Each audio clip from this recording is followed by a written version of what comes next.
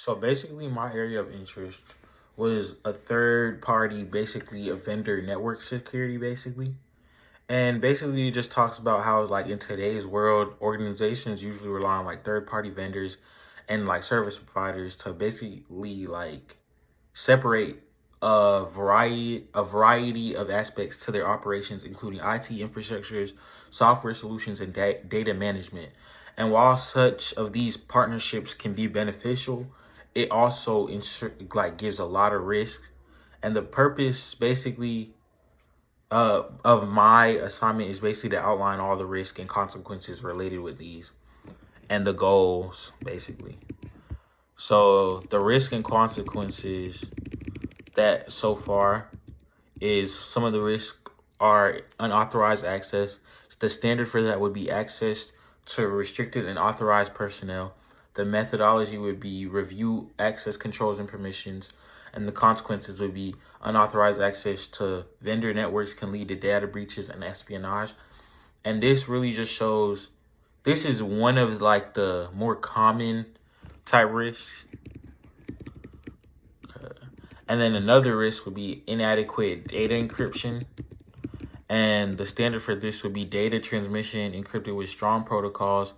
And then the methodology would be access encryption methods and standards. And then the consequence would be unencrypted data in transit and can be intercepted and exploited. And then another risk would be insecure application security.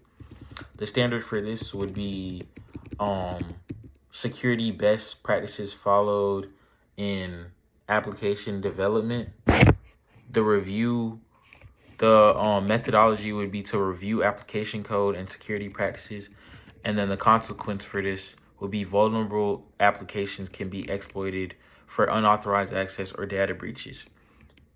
Another risk would be poor patch management. The standard for this would be regular patching and updates applied. The methodology would be to evaluate the vendor's patch management process, and the consequence for this would be unpatched vulnerabilities can be exploited by attackers. Another risk, insufficient incident response. The standard for this would be robust incident response plan in place. The methodology for this would be to assess the vendor's incident response procedures, and then the consequence for this would be the delays in responding to incidents can lead to data breaches and prolonged downtime. One more risk can be data leakage.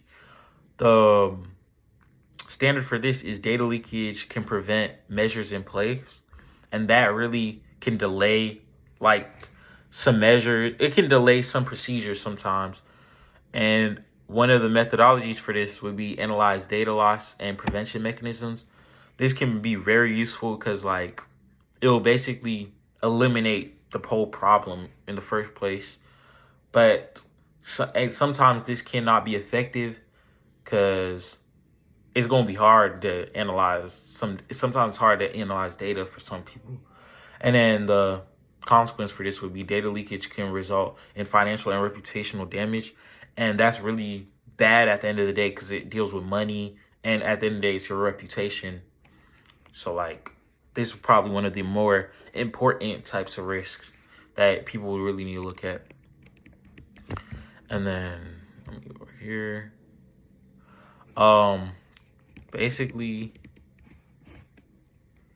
these are the methodologies of all of them.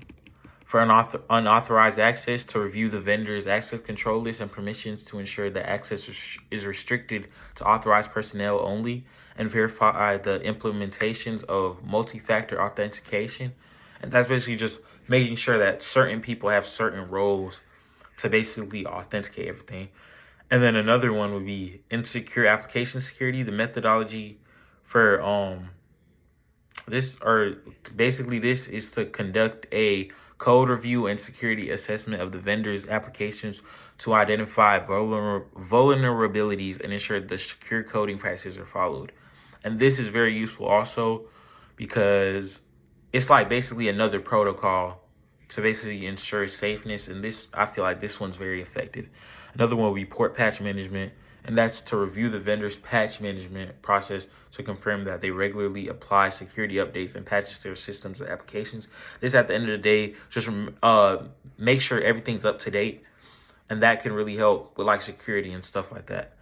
And then another one, insufficient incident response. This basically is the vendor's incident response procedures and access their capability to respond promptly and effectively to security incidents. This is good too, because basically like how quick the people gonna respond to like the problem. And like this is very good because like if somebody hacked you or something, you wouldn't want it to be like so long before something's done. Or like this basically helps so action is done immediately. Data leakage. This is one, and this analyzes the vendor's data loss prevention mechanisms to detect and prevent unauthorized data leakage. This is really good. The consequence of this could basically be bad though at the end of the day because your data is being leaked. But the stuff put in place for data leakage, I feel like this is the most effective one out of all of them. Like this is the most one you can easily combat against. That's what I feel.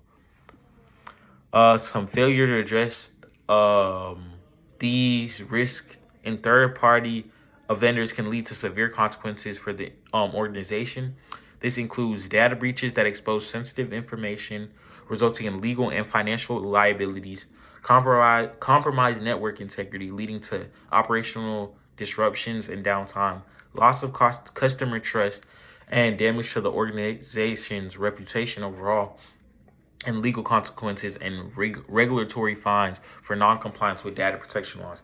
And that really, like all of those really, at the end of the day, you're basically messing with one, federal government, and like mostly money, which that's why I said in the beginning, you don't want to like be messing with your money at the end of the day because you don't want your reputation to be bad, company's reputation to be bad, and it's just not good at the end of the day.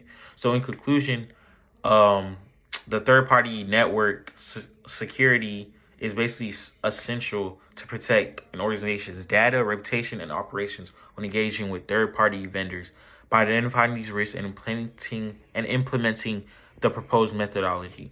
So all these are really effective when the right methods are used. It's effective against all these risks and can really help you in the long run. Thank you.